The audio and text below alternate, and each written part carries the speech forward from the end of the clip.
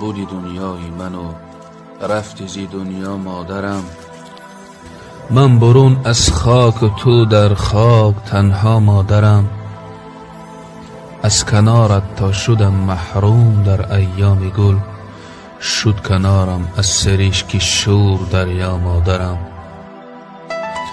در بهاری که طبیعت چون جوانی خندروز، در بهاری که طبیعت چون جوانی خندروز، گریه رویم در غمت در باغ گلها مادرم.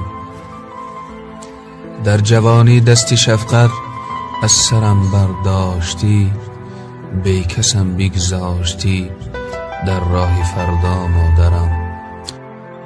رو خراشان ساختی، گیسو پریشان ساختی، قامتم کردی دوتا ای گنج یکتا مادرم. مهربانی های دنیا با تو زیر خاک رفت، مهربانی های دنیا با تو زیر خاک رفت، کس نیازد سوی من دستی تسلا مادرم.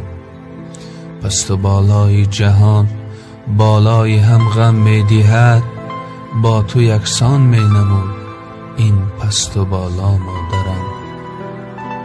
همچو گوری تو دلم از آرزوها سرد شد،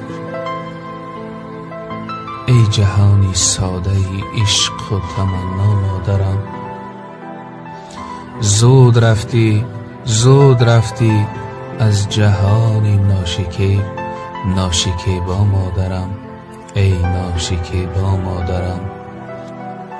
رفت در تابوتی تو هم بود و هم نابودی من، وا علم از دست دنیای فریبا مادرم.